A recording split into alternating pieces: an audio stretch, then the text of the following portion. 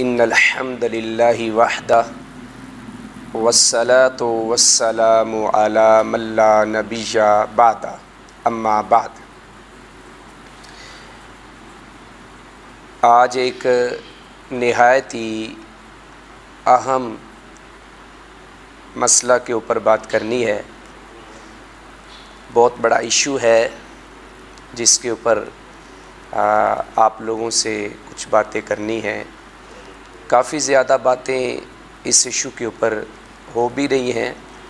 और काफ़ी आवाज़ें उठ रही हैं, लेकिन हम इस्लाह रिसर्च फाउंडेशन के प्लेटफॉर्म से भी इस आवाज़ को लोगों तक पहुंचाना चाहते हैं कि हमारे मुआशरे में जो कुछ हो रहा है, हमें कबूतर की तरह आंखें बंद करके खामोशी का इजहार नहीं करना चाहिए, बल्कि जहाँ तक मुमकिन हो सके अपनी आवाज़ को उठाना भी चाहिए और आवाज़ को पहुँचाना भी चाहिए। ये असल में बहुत बड़ा इस दौर का जिहाद है कि जिस तरह हमारे मुआशरे के अंदर सोशल मीडिया के ज़रिए और फिर मुल्की जो कवानीन हैं उनमें तरामीम करके और पाकिस्तानी आइन की धज्जियाँ उड़ा के वो नए नए कवानीन और बिल मंजूर करवाए जा रहे हैं, जिससे हमारा मुआशरा तबाही की तरफ जा रहा है। मेरी मुराद ये है कि हालिया एक बिल मंजूर हुआ जिस बिल का जो मेन टाइटल था वो था डोमेस्टिक वायलेंस एंड प्रोटेक्शन। यानी इसका सादा मतलब ये है, ये इंग्लिश में चूँकि बिल है और 13 सफ़हात के ऊपर मुहीत है, बड़ा तवील, यानी कि इसके अंदर सारी बातें डिस्कस की गई हैं। एक्चुअली ये बिल जो पास करवाने के लिए सारी एफ़र्ट हो रही है, ये पीछे से मगरिब और NGOs हमारे हुक्मरानों के ज़रिए और जो पार्लिमेंट में बैठे हुए MNAs हैं उनके ज़रिए ये हमारे मुल्क के निज़ाम को तबाह करने की बहुत बड़ी एक साजिश है। हुआ ये है कि बिल पास ये करवाया गया कि जिस तरह मगरब के अंदर एक बेटा एक बेटी वो अपने वालिदैन को इस हक़ की तरफ लेके जाती हैं कि हमारा जो भी मामला हो आप हमारे मैटर में, हमारे पर्सनल मैटर्स के अंदर आप इंटरप्ट नहीं कर सकते। पेरेंट्स को जिस तरह मगरब में इजाज़त नहीं कि वो अपने बेटे और बेटी के ऊपर ऑर्डर कर सकें या उनको अच्छे और बुरे की तमीज़ करवा सकें, या उनको यानी लड़की गलत चल रही है, किसी गलत लड़के के साथ चल रही है, लड़का अच्छा भी हो तो गैर महरम के साथ उसका ताल्लुक़ होना ही नहीं चाहिए। तो अगर वो बाप रोकता है तो मगरब के अंदर ये कानून है कि उस बाप के ख़िलाफ़ एक्शन हो जाता है। इसी तरह बेटा अगर गलत रास्ते के ऊपर चल रहा है तो बेटे के ख़िलाफ़ बेटा जो है वो अगर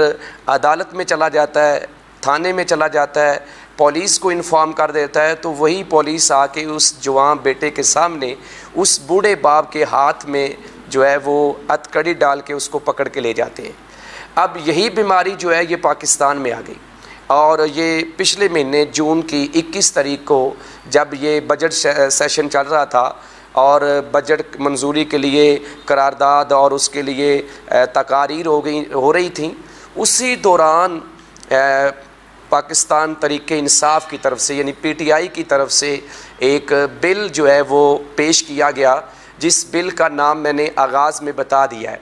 कि ये बिल ऐसा था कि जिसमें बज़ाहिर तो ये बताया गया कि घर में कोई भी वायलेंस होती है, कोई भी हद से तजावुज़ करता है तो उसके ख़िलाफ़ एक्शन होना चाहिए और जिसके साथ ज़्यादती होती है उसको प्रोटेक्ट किया जाए, उसका तहफ़्फ़ुज़ किया जाए।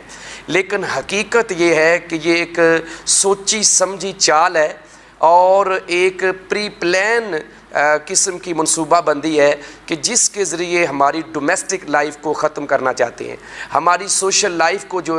ये लोग तबाह करना चाहते हैं, कि जिसमें बाप और बेटे का ताल्लुक़ जो है वो ख़त्म हो जाएगा और बेटी और बाप का रिश्ता ख़त्म हो जाएगा। फिर इसी तरह खामंद और बीवी का मामला, मिसाल के तौर पे कि अगर ये बिल मंजूर हो चुका है, अब पाकिस्तान के आइन में उन्होंने इसको शामिल कर दिया कि ये पाकिस्तान में कानून पास हुआ कि अगर बेटी गलत करती है और बाप रोकता है तो वो बेटी जब अपने बाप के ख़िलाफ़ खड़ी हो जाएगी, शिकायत करेगी, तो उस बाप को उस घर में दाखिले की इजाज़त नहीं मिलेगी, बल्कि या तो उसको जेल में पहुंचा दिया जाएगा या फिर शेल्टर होम जो है, जो ओल्ड एज होम के नाम से भी चल रहे हैं, वहाँ उस बेचारे बूढ़े को धकेल दिया जाएगा और हमेशा हमेशा के लिए उसको बैन कर दिया जाएगा कि वो अपने ही बनाए हुए घर में दाखिल नहीं हो सकेगा।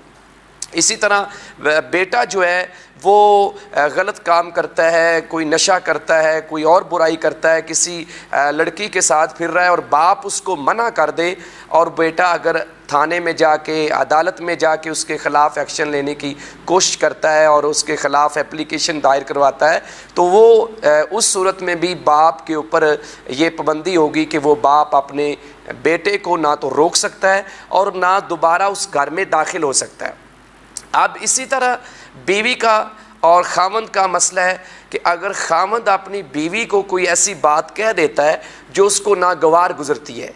और वो समझती है कि इससे मुझे हर्ट किया गया है, मुझे तकलीफ़ पहुंचाई गई है, और वो भी अगर जाके थाने में या अदालत में अपनी बात को पेश करती है तो उसके खामंद को जेल में जाना पड़ेगा। कितनी देर के लिए? कम अज़ कम इसकी जो मुद्दत है वो 6 माह और 1 लाख रुपया जुर्माना साथ रखा है, और ज़्यादा से ज़्यादा इसकी मुद्दत जो है वो 3 साल कर दी गई है। और अगर वो 1 लाख रुपया जुर्माना नहीं देता तो उस सूरत में उसकी कैद को मज़ीद 3 साल भी बढ़ाया जा सकता है। इसी तरह बेटा जो है वो पॉकेट मनी मांगता है अपने बाप से डेली बेस पे, और किसी वजह से बाप उसको पॉकेट मनी नहीं देता, उसके कारनामों को देखकर, उसकी हरकत को देखकर, उसकी एक्टिविटीज़ को देख के, तो वो बेटा जाके थाने में या अदालत में केस करेगा, तो जो उसका फादर है वो बाउंड हो जाएगा उसको पॉकेट मनी देने पे। उसकी तरफ से वो जाके नशा करे, वो किसी गर्लफ्रेंड के साथ घूम फिर के इंजॉय करे, या वो किसी और जगह पे पैसे को ज़िया करे, बाप उसको बिल्कुल पूछ नहीं सकता। तो ये मैं एक अपील करूँगा कि एक तरफ तो हमारे प्राइम मिनिस्टर इमरान खान साहब जो है वो मदीना की रियासत का राग अलाप रहे हैं, और आज से नहीं, हुकूमत में आने से पहले से वो कह रहे हैं कि हम पाकिस्तान को रियासत मदीना बनाएंगे। लेकिन अफसोस इस बात के ऊपर हो रहा है कि आप कौन सी रियासत मदीना बनाना चाहते हैं। जिस रियासत मदीना का आप नाम लेते हैं उस रियासत मदीना में तो एक बाप को तहफ़्फ़ुज़ दिया गया है, एक बाप की इज़्ज़त जो है उसको कायम रखा गया है, और उस रियासत मदीना के लिए तो अल्लाह रब्बुल इज़्ज़त ने जब कवानीन उतारे थे तो अल्लाह रब्बुल इज़्ज़त ने ये हुक्म भी उतारा है कि वक़ज़ा रब्बुका अल्ला ताबुदू इल्ला इय्याहु व बिल वालिदैनि एहसाना। उस रब ने तो ये कानून उतारा था, और मदीने वाले ने, जिसने रियासत मदीना बनाई थी, उसने बाप की जो अहमियत बताई है और माँ का जो मुकाम बताया है, उसकी तरफ हमें जाने की ज़रूरत है। अगर हम इस तरह के बिल मंजूर करवाएंगे, और आप कोई इंटरव्यू देते हैं, मैं प्राइम मिनिस्टर साहब से डायरेक्ट ये बात कहना चाहता हूँ कि आप जब इंटरव्यू देते हैं तो आप खुद कहते हैं कि ये जो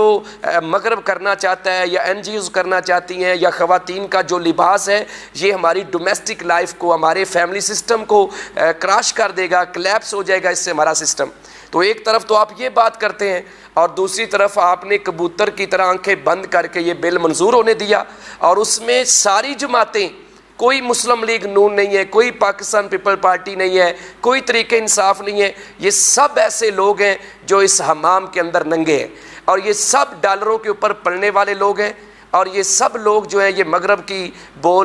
जो बात है वो करते हैं, उसकी आवाज़ बनते हैं और पाकिस्तानी मुआशरे को तबाह करने की कोशिश कर रहे हैं। इसलिए ये जो बिल मंजूर हुआ है, जिस बिल का नाम डोमेस्टिक वायलेंस एंड प्रोटेक्शन रखा गया है, ये बिल सरासर इस्लाम के ख़िलाफ़ है। हत्ता कि जो पाकिस्तान का कॉन्स्टिट्यूशन है, जो आईने पाकिस्तान है, अगर आप देखें 1956 के आइन को, 1973 के आइन को, तो पाकिस्तान के आइन में भी ये बात लिखी हुई है कि कोई भी कानून या कुरान और सुन्नत के ख़िलाफ़ नहीं होगा। सुप्रीम पावर जो है वो अल्लाह ताला की होगी, अल्लाह की हाकमियत होगी। आज भी पाक स्टडी के अंदर, मुताला पाकिस्तान के अंदर ये कानून अगर आप पढ़ते हैं तो 1973 1956 के जो आइन हैं उनमें ये बात आपको लिखी हुई मिल जाएगी।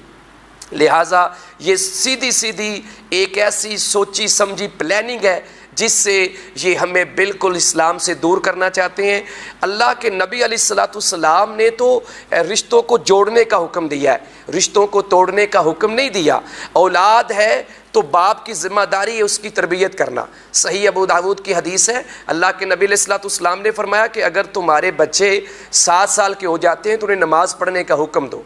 और अगर 10 साल के हो जाएं तो उनको तादीबन आप मार भी सकते हैं, हल्का फुल्का उनको डांट भी सकते हैं। तो अब ये जो कानून इन्होंने पास करवा दिया है, पहली बात तो ये है कि हम अपनी आवाज़ उठाएंगे। ये हुकूमत में जो बैठे हुए लोग हैं, जो वहाँ उस जगह पे बैठते हैं, जो एक अवाम की वजह से वहाँ ये पहुँचे हैं, ये अपने वोट से नहीं पहुँचे, अवाम ने इनको वोट दिया है। लेकिन मैं अवाम से भी अपील करूँगा कि इन चेहरों को पहचाने। हमारी बदकिस्मती ये है कि जब इलेक्शन का टाइम आता है तो हम नालियां बनाने के लिए, सड़कें बनवाने के लिए और मोटरवेज़ बनवाने के लिए हम वोट दे देते हैं, अपनी ज़मीर को फ़रोख्त कर देते हैं। हमारे वोट की यही कदर है कि हम नालियों की खातर और सोलंग लगवाने की खातर अपने ज़मीर का सौदा करें, और ये बदबख्त लोग जो हैं वो पार्लियामेंट में बैठ के जाके इस्लाम के ख़िलाफ़ प्रोपेगेंडा करें, इस्लाम के ख़िलाफ़ बिल मंजूर करवाएं और हम उसके ऊपर खामोश बैठे रहें। इसलिए बातें और भी करने को हैं, लेकिन ये क्योंकि क्लिप्स छोटे छोटे होते हैं तो इसमें मुख्तसर बात करनी थी मैंने, तो ये बात मैं आप तक पहुँचाना चाहता हूँ। जितने भी मेरे लिसनर्स हैं, ऑडियंस हैं, जो भी लिसनर्स हैं, जो भी मेरी बात को सुन रहे हैं, इस बात को जितना हो सकता आगे पहुंचाएं, इसको फैलाएं और लोगों तक इस बात को पहुंचाएं कि हमें मुसलमान बनना है और हमने अपने सोशल सिस्टम को, अपनी सोशल लाइफ को, डोमेस्टिक लाइफ को हमने कैसे प्रोटेक्ट करना है, कैसे उसको तहफ़्फ़ुज़ देना है। इस्लाम ने जो पेरेंट्स के हकूक़ और जो बच्चों के हकूक़ बता दिए, यकीनी बात है कि अगर पेरेंट्स और